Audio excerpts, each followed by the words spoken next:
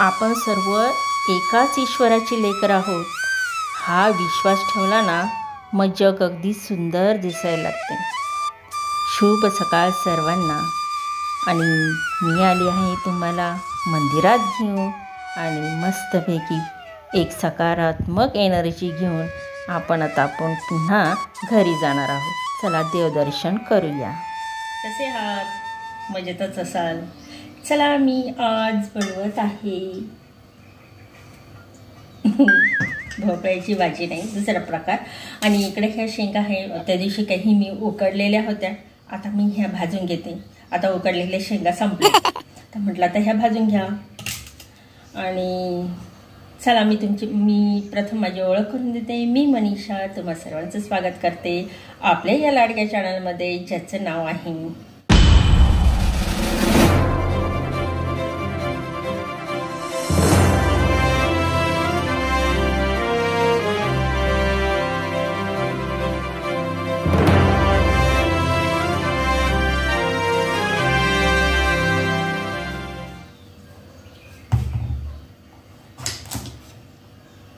भोपळा. चिरून घेतला.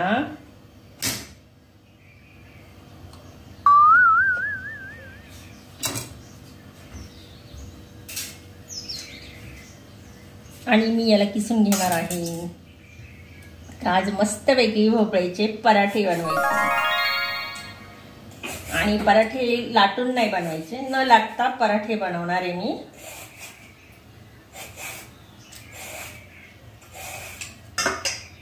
न लाटता न थापता असे आपले हे पराठे होणार आहे आणि मी तसे बनवणार आहे. मस्त असे पराठे. आणि ही रेसिपी आहे माझ्या बहिणीची, ती इथं आली का हे मी बनवते आणि मी तुम्हाला ती करून दाखवणार आहे. चला आता मी हे पाणी फेकून देते आणि याच्यामध्येच किसून घेते, धुवून घेते हे भांड.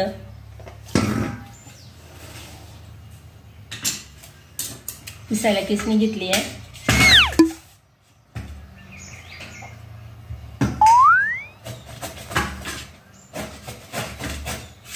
आता किसणी कोणती वापरली ते बघा, आल्याची किसायची किसणी. आता ही किसणी का बरं घेतली, मी मोठी का नाही घेतली, तर कसं आहे या किसणीने अगदी मस्तपैकी बारीक किसून होतो आणि पटकनही शिजतो. मग म्हणाल की मिक्सरमधूनच पेस्ट का नाही केली, मिक्सरमधली पेस्ट फारच पेस्ट होऊन जाईल. हा भोपळा जसं बटाटे आपण उघडं ठेवतो ना तसं काळं पडतं, तसं हे पण काळं पडतं बरं का, म्हणजे बराच वेळ ठेवल्यावर. चला आता झालं आहे माझं हे, आणि एवढं माझ्यासाठी भरपूर होईल. 4-5 लसूण आणि 12-15 लसूण आणि हे 4-5 मिरच्या हे वाटून घेते मी. अर्थात हे खलबत्त्यातच वाटणार आहे. मग आता म्हणाल की तुम्ही मिक्सरचा का नाही वापर केला, काय सांगू, मिक्सरचे ते पात्याचा लई प्रॉब्लेम होऊ राहिला म्हणून मी खलबत्त्यात चेचते. बरोबर जिरं टाकते. एकदाच काय ते मिक्सरच्या भांड्यातून जर काढलं ना तरीही काय होतं, ते मिक्सरचं जे भांडं आहे ना त्याच्या पातीही खराब होतात आणि मिक्सर जो आहे ना त्याच्याही पाती खराब होतात. आठवड्यातून 3दा हा मिक्सर मी दुरुस्त करून आणलेला आहे. म्हणजे काकांजवळ धीरा काका घेऊन आले. आता म्हटलं साध्या साध्या गोष्टीसाठी मिक्सर कशाला पाहिजे, म्हणून मग मी याच्यात ठेचून घेतलं. यामध्ये थोडा ओवा, हळद. आता मिरची लसणाचं प्रमाण हे ना आपल्या आवडीनुसार ठेवायचं. लसूण खूप काही घालायची गरज नाही, वास येतो. चवीपुरता मीठ. मला छानपैकी मिक्स करून घेते, म्हणजे एकमेकाचा मसाला एकमेकाला लागायला, म्हणजे जीव बनवायला मिसळते. आता यानंतर आपल्याला पिठं घालायची. 1 वाटी गव्हाचं पीठ, अर्धी वाटी हरभरा डाळीचं पीठ. पिठाचं प्रमाण असंच ठेवा. 1 वाटी गव्हाचं पीठ असलं तर अर्धी वाटी नेहमी बेसनाचं पीठ घालायचं. 1 चमचा तांदळाचं पीठ. हे घालायचं तर घालायचं, नाही तर नाही, नसलं तर काही हरकत नाही. आता यांना चांगलं मिक्स करते मी. आपण जे मीठ मिरची आणि पिठं टाकलेली आहे ते कसं एकमेकात मिसळून मस्त एकजीव झालं पाहिजे यासाठी हे मिक्स करायले आहे। तरी पण याच्यामध्ये आता आपल्याला काय करायचं आहे ते सांगते। आणि यामध्ये भज्याचं जसं आपण पीठ मळतो ना अगदी त्या पद्धतीने आपल्याला हे बनवून घ्यायचं आहे मिश्रण।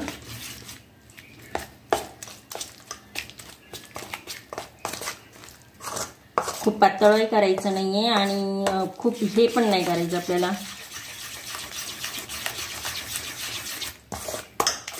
खूप घट्ट नाही ठेवायचं आपल्याला।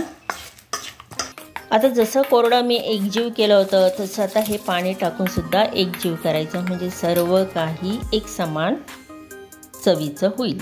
आणि आपल्याला थापूनही करायचं नाही लाटूनही करायचं नाही या पद्धतीचं हे मिश्रण करायचं आहे। चला एक बार हे जे मी घेतलेलं आहे हे बाजारातून घेतलेलं आहे याचा काही वापर होईना म्हणून मी हे मस्त धुवून काढलं पण चमच्यानेच मी केलं। पण आता ह्याने मी मस्तपैकी मिक्स केलं जेणेकरून मस्तपैकी आपले भोपळ्याचे पराठे होतील। पण काय करणार तो किसच त्याच्यामध्ये अडकला त्याच्यामुळे ना चमच्याने करा किंवा हातानेच करा। मिठाच्या पाण्याचा शिपका दिलाय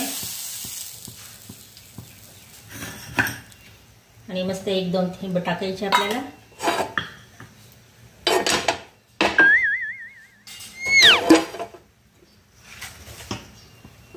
आणि वरणाचा चमचा असेल ना त्या पळीने या पद्धतीने आपल्याला असं पसरून घ्यायचं आहे।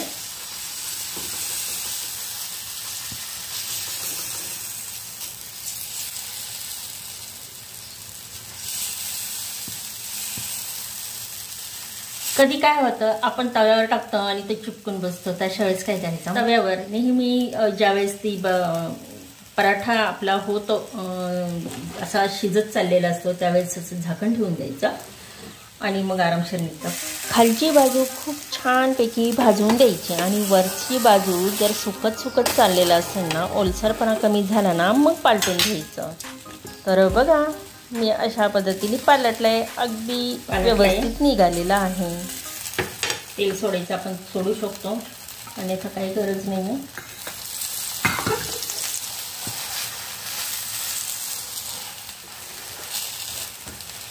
दोन्ही बाजूनी मस्तपैकी भाजलेला गेलेला आहे। आता आपण हा काढून घेऊ आणि पुन्हा आपण तेल टाकू थोडं। हे जे भोपळ्याचं आहे ना हे मिश्रण आपण याच्यामध्ये टाकून देणार आहोत आणि वरणाचा चमचा घेतला तरी चालेल आणि ह्याने असं टाकायचं मस्तपैकी गोल गोल फिरवायचं। हा दुसरा पण करून घेऊ आपण सगळंच करून घेऊया। तर दुसरा पण दाखवते अशाच पद्धतीने करायचं आपल्याला। मंद आच केलेली आहे। आता मस्तपैकी एक बाजू आपण करून घेऊ चांगली हे वरचं सुकतंय तोपर्यंत म्हणजे हे ओलसरपणा कमी होतंय।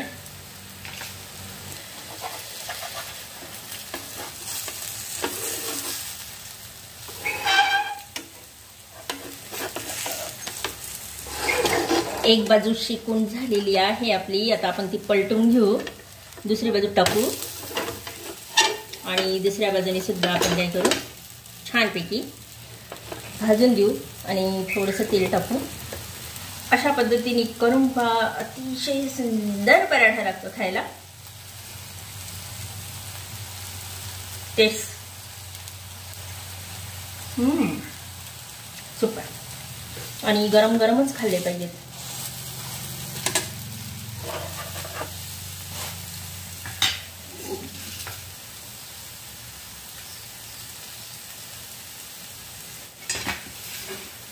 दह्याबरोबर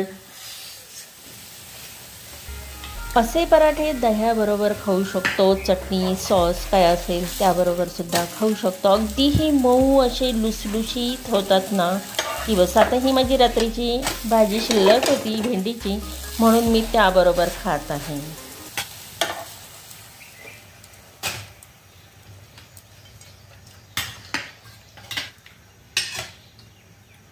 हे बघा आपल्या पराठा आणि त्यासोबत भेंडीची भाजी आणि हे बाकीचं मी करून घेते। चला मग तुम्हाला भोपळ्याच्या पराठ्याची रेसिपी कशी वाटली जरूर कमेंट करा। बटर राहिलं याच्यामध्ये कोथिंबीर घालायची मी विसरली. आता हे शेवटचं काय ना, कोथिंबीरीचं बनवते. तर कोथिंबीर पण हिरवी मिरची, लसूण, कोथिंबीर, जिरे. तर कोथिंबीर बारीक चिरून घ्यायचं आहे, बाकीचं वाटून घ्यायचं आहे. आणि त्याचबरोबर ओवा, ज्यावेळेस आपण मिश्रण बनवतो ओवा, मीठ आणि गव्हाचं पीठ, बेसनाचं पीठ आणि तांदळाचं पीठ असेल तर टाका, आवडत असेल तर टाका, नाही तर नाही टाकलं तरी चालेल. आणि चला, अशा पद्धतीने हे भोपळ्याचे पराठे तयार होतात. तर आता आपण खळं फक्त साफ केलं आहे, गवत वगैरे काढलं आहे आणि कागद अंथरूनच करणार आहे. यावेळेस काही आपण शेणाने सारवणार नाही आहे, जसं पारंपरिक पद्धतीने केलं जातं तसं. कारण कसं आहे, पावसाचं प्रमाण असतं, कधी पाऊस येतो आणि तिथं मग त्याच्या खाली कागद अंथरूनच सगळी ती सोयाबीन टाकली तर एक प्रकारे बरं होतं. कारण ते पाणी कसं आहे त्याच्या खाली सुद्धा जाऊन ती सोयाबीन खराब होण्याची शक्यता दाट असते. मागच्या वर्षी असंच झालं होतं. त्याच्यामुळं यंदा फक्त कागदच टाकणार आहे. आणि आता जी सोयाबीन सोंगायला आता एव्हा यायला लागत होते, पण तिकडची टोळी अजून तिकडच आहे, म्हणजे तिकडचं काम झालेलं नाही आहे असं वाटतंय. आता ते काम झाल्यानंतर मग आपल्या इकडं येतील. तर चला, मी तुम्हाला दाखवते आपली सोयाबीन कशी झाली आहे ती, म्हणजे सोंगण्यापुरता, म्हणजे सोंगण्यासाठी कशी तयार झाली आहे ती सोयाबीन तुम्हाला वावरामध्ये दाखवते. आणि तिकडे आहे ना, मी जरा थोडेसे मोठ्याने बोलू राहिले कारण तिकडं गाडीचा आवाज मला जास्त येतोय. मला असं वाटतं इकडं पण येतोय, अशी काही गंमत झाली. तर चला मी तुम्हाला सोयाबीन दाखवते आपली. तर ही आपली सगळी ते जी आहे ना, ही इकडची सगळ्यात शेवटी पेरली होती. तर सोंगण्यासाठी तर ही जवळजवळ अशीच यायला पाहिजे ती. आता झालेली ही थोडीशी अजून हिरवट आहे. हे हे आपले जे त्याचे देठं वगैरे शेंगावाळ्यात चाललेले आहे. आणि ही सगळी शेवटी पेरलेली होती, म्हणजे सगळं हे पेरून शेवटी झालेलं होतं. सगळ्यात शेवटी इकडची